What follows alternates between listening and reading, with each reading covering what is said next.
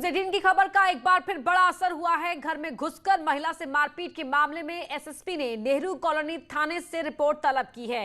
SSP ने कहा है कि जांच के बाद जो भी दोषी मिलेगा कार्रवाई होगी। इस वक्त की बड़ी खबर आपको बता रहे हैं, न्यूज़ 18 की खबर का असर हुआ है।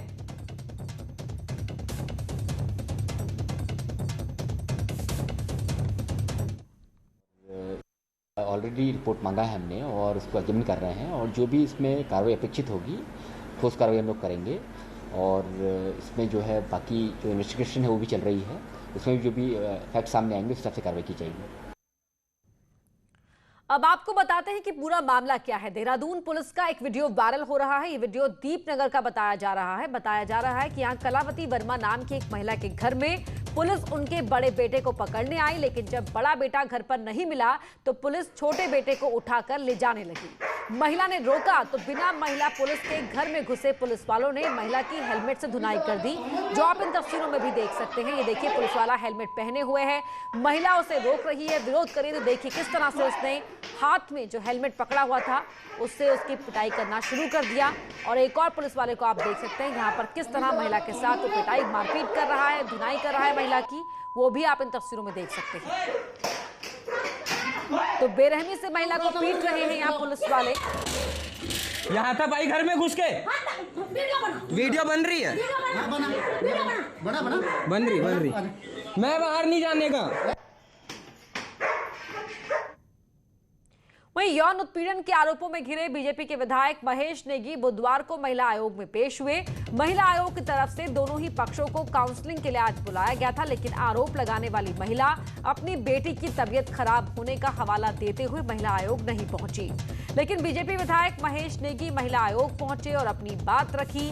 पूरे प्रकरण के सामने आने के बाद पहली बार कैमरे पर आए विधायक महेश नेगी ने कहा कि इस पूरे मामले की इन्वेस्टिगेशन चल रही है और वो फिलहाल कुछ भी नहीं बोल रहे हैं। हालांकि वो महिला को जानते हैं, इस पर कुछ नहीं कहा।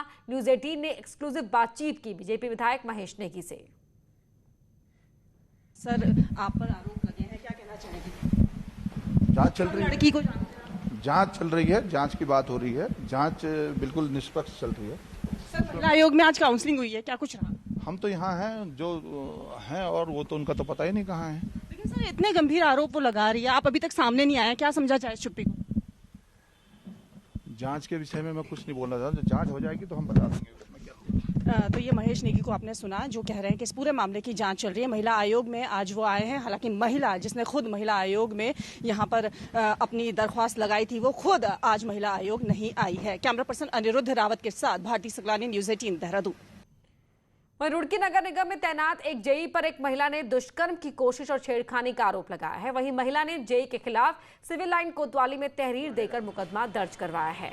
महिला का कहना है कि पहले भी इस मामले में पुलिस से शिकायत की गई थी, लेकिन नगर निगम के अधिकारियों ने मामले में समझौता करवा दिया था, लेकिन जेई फिर भी अपनी हरकतों से बाज नहीं आ रहा है। विजुअल नहीं रहे थे, पुराने रहे थे।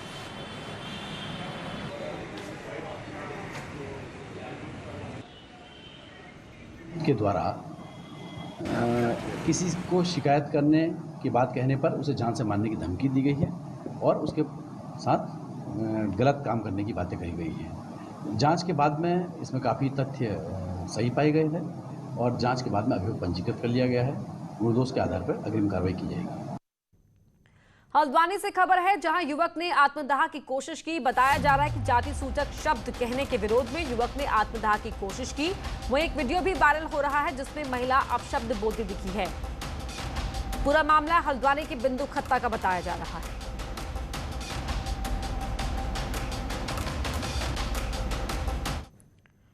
प्रदेश बीजेपी कार्य समिति की जल्द ही घोषणा की जा सकती है। बुधवार को प्रदेश अध्यक्ष बंशीधर भगत ने तीनों महामंत्रियों के साथ कार्य समिति के सदस्यों को लेकर चर्चा की।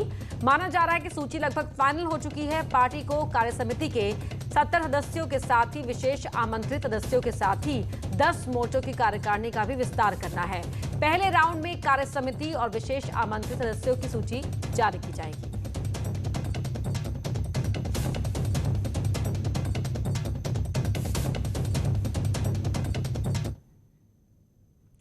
कुमाऊं दौरे पर पहुंचे कांग्रेस के पूर्व प्रदेश अध्यक्ष किशोर उपाध्याय अपने बयानों से एक बार फिर सुर्खियों में हैं। किशोर ने एक बार फिर पार्टी के प्रदेश नेतृत्व पर सवाल खड़े किए हैं। किशोर ने कहा कि पार्टी में विवादों को समय रहते सुलझाया नहीं जाता, लिहाजा छोटी छोटी बातें भी बड़ी हो जाती हैं, जिसकी वजह से पार्टी को नुकसान होता है। किशोर ने कहा कि कांग्रेस को हराने वाला कोई और नहीं बल्कि खुद कांग्रेस के लिए पार्टी का अंतर्विरोध काफी है। मैंने कहा कि हमारे लिए कोई पार्टी चुनौती नहीं है। हम कांग्रेस खुद में अपने लिए चुनौती है ना। हम खुद अपने लिए अपनी पार्टी में चुनौती पैदा करते हैं और उसको समय पर जो है उसका निराकरण नहीं करते। राजस्थान में हमने जिस तरह की चुनौती पैदा हुई उसका समाधान किया ना, राहुल जी ने, सोनिया जी ने, प्रियंका जी ने, वरिष्ठ नेताओं ने उसका समाधान। रामनगर के कॉर्बेट टाइगर रिजर्व में स्पेशल टाइगर प्रोटेक्शन फोर्स के कर्मचारी पर बाघ ने हमला किया है, जिसमें एसटीपीएफ का गोपाल सिंह जख्मी हो गए। बताया जा रहा है कि 7 सदस्यीय एक टीम सुबह बिजरानी रेंज में गश्त पर थी, तभी अचानक एक बाघ ने टीम पर हमला बोल दिया, जिसमें गोपाल सिंह जख्मी हो गए। हालांकि उनकी जो स्थिति है खतरे से बाहर बताई जा रही है। हाँ, टाइगर ने अचानक ही टीम पे हमला कर दिया। टीम में कुल 7 लोग थे। सर पे जो है कुछ गहरी चोटें आई हैं। उसके बाद हमने तुरंत उसको ब्रिजेश हॉस्पिटल में भर्ती कर दिया है। पौड़ी में ज्वालपा देवी मंदिर के पास एक ट्रक अनियंत्रित होकर नयार नदी के किनारे गिरकर दुर्घटनाग्रस्त हो गया। ट्रक कोटद्वार से श्रीनगर गढ़वाल जा रहा था। ड्राइवर और क्लीनर को घायल अवस्था में अस्पताल में भर्ती कराया गया।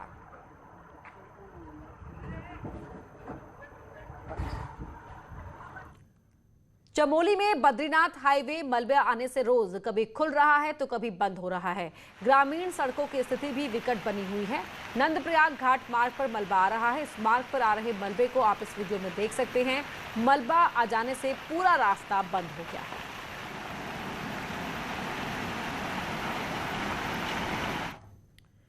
उत्तरकाशी में गंगोत्री नेशनल हाईवे बंदरकोट और भटवाड़ी से आगे गंगनानी के पास भारी भूस्खलन बंद हो गया है। इस सड़क के दोनों ही तरफ गाड़ियों की लंबी लंबी कतारें लगी हुई हैं। सबसे ज्यादा दिक्कत जिला मुख्यालय के नजदीक बंदरकोट पर आ रही है।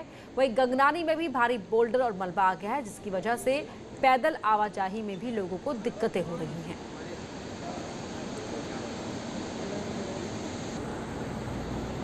पौड़ी जिले में द्वारीखाल ब्लॉक के चुअरा गांव से हैरान कर देने वाली तस्वीर सामने आई है, जिसमें एक मरीज को डोली पर बैठाकर करीब 10 किलोमीटर दूर पहुंचाया गया, क्योंकि यहां सड़क ही नहीं है। और कई सालों से स्थानीय लोग यहां सड़क की मांग कर रहे हैं, मगर सड़क तो दूर, पैदल रास्ता तक ठीक से नहीं बना है। तस्वीरों में भी आप देख सकते हैं कैसे उबड़ खाबड़ रास्ते में जान हथेली पर रखकर मरीज को ले जाया जा रहा है। चढ़ाई पे पार्टियां जब इलेक्शन का टाइम होता है वोट मांगने का, तो बारिश के कारण हल्द्वानी की सड़कें बेहाल हैं। सड़कों पर पानी भरने से कई जगह गड्ढे बने हुए हैं, जिससे पैदल और 2 व्हीलर से चलने वाले लोग परेशान हैं। लेकिन नगर निगम का इन सड़कों की तरफ कोई ध्यान नहीं है, लिहाजा पार्षद भी परेशान हैं। बुधवार को एक पार्षद तो खुद ही सड़कों के गड्ढे भरते नजर आए। शहर के बद्रीपुरा इलाके के पार्षद ने नगर निगम ऑफिस के करीब की सड़क के गड्ढे खुद भरे और अपना विरोध जताया।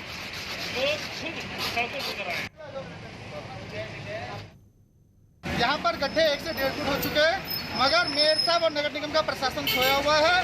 कई बार शिकायत करने के बाद भी गड्ढे नहीं भरे जा रहे हैं। आज स्थायी लोगों ने और मैंने मिलकर कहा इस गड्ढे को भरने का प्रयास करा जाता है और इस गड्ढे को हम भर रहे हैं। तो नगर निगम में कोई सुनवाई नहीं हो रही है। मेयर साहब इस समय देहरादून के दौरे में बिजी है। कोटद्वार से खबर है, जहां यमकेश्वर की पहाड़ियों पर बसे कसाण और पुलिंडा गांव में खौफ के साए में जी रहे ग्रामीण विस्थापन किए जाने की मांग कर रहे हैं।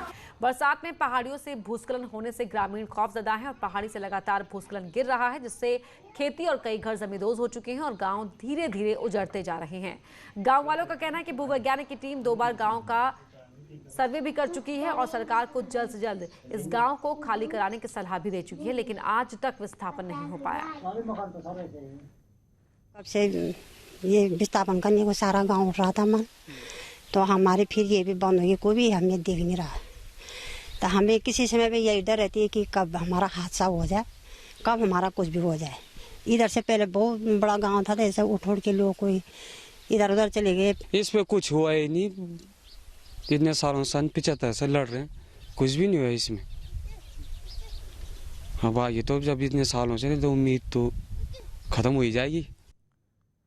दुनिया के खतरनाक जहरीले सांपों में से एक है किंग कोबरा। जितना जहरीला होता है उतना ही समझदार भी। आसानी से किसी को बाइट नहीं करता। बहुत रेयर चांस होते हैं जब कोबरा अपने जहर का इस्तेमाल करता हो। 15 फीट लंबे इस किंग कोबरा को मंगलवार को फॉरेस्ट टीम ने जामुनवाला के घर से रेस्क्यू किया। इतने बड़े किंग कोबरा को रेस्क्यू करने में फॉरेस्ट टीम के पसीने छूट गए। देर रात इसे घने जंगलों में रिलीज कर दिया गया।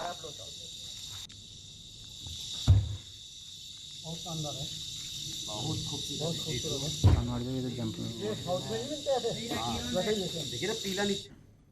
ऋषिकेश में मुनि की रेती पुलिस ने कुछ ही घंटों में झपटमार गैंग के 2 सदस्यों को गिरफ्तार किया। इन दोनों ने ही लक्ष्मणपुरा क्षेत्र से लौट रहे देहरादून के वकील उमेश अरोड़ा को स्कूटी में लिफ्ट देने के बहाने बैठाया और फोन करने के नाम पर उनका मोबाइल छीन लिया।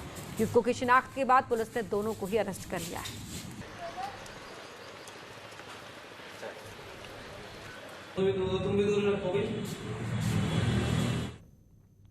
टिहरी जिला अस्पताल में करीब 4 महीने बाद दिव्यांग प्रमाण पत्र बनने से लोगों को राहत मिली है। लॉकडाउन से जिला अस्पताल में प्रमाण पत्र नहीं बनाए जा रहे थे, जिससे हर दूर दराज से आने वाले मरीजों को खासी परेशानी हो रही थी। इसी को देखते हुए डीएम ने हर बुधवार को विकलांग प्रमाण पत्र बनाने के निर्देश दिए और एक बार में 4 से 5 लोगों को ही विकलांग प्रमाण पत्र बनाने के लिए बुलाने को कहा।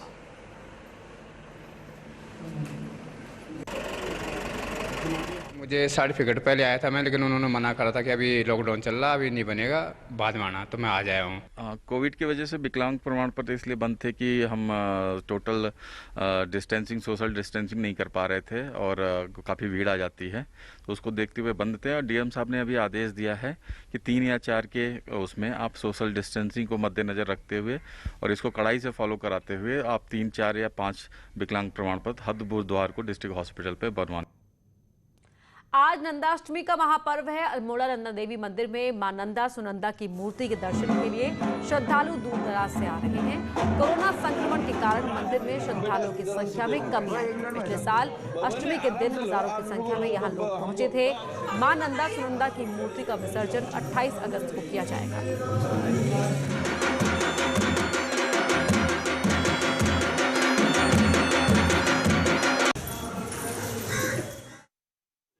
मंदिर में एक एक करके प्रवेश करेंगे। जगह जगह हमने रास्ते में गोले बनाए हुए हैं। कोरोना काल का समय है, पूरे शहर का ये अपना आज का बहुत बड़ा महत्व रखने वाला मेला है। ये कोविड जो कोरोना की महामारी को देखते हुए बिल्कुल सूक्ष्म रूप से माँ की पूजा हो रही है और इस बार हमारी कमेटी ने भी पूरा व्यवस्था करके माँ की जो पूजा मात्र ही अर्चना कर रहे हैं और पूरे नगर वालों को जो है वो है कि अपने घर से ही लाइव दर्शन करें। पहाड़ में मां नंदा का दरबार सज गया है। सुबह ब्रह्म मुहूर्त में प्राण प्रतिष्ठा के बाद मां नंदा सुनंदा की मूर्ति को भक्तों के दर्शनों के लिए खोल दिया गया। हालांकि इस बार कोरोना के चलते भक्तों को दर्शनों का लाभ नहीं मिल पा रहा है, लेकिन शहर के लोगों के लिए घर बैठे दर्शन के लिए जिला प्रशासन ने लाइव टेलीकास्ट का इंतजाम किया है। सुबह ठीक 3 बजे से मंदिर में पूजा शुरू की गई, जिसके बाद 5 बजे तक ये पूजा अर्चना हुई, जिसके बाद मां के दरबार खोल दिए गए।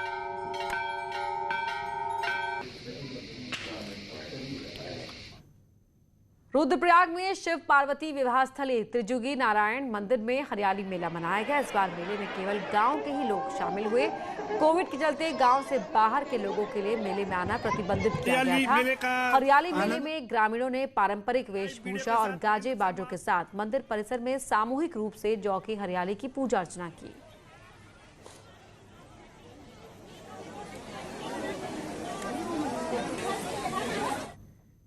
दिन गांव की महिलाएं जौ की हरियाली को उगाते हैं और बावन द्वादशी के दिन प्रसाद के रूप में इसे बांटा जाता है।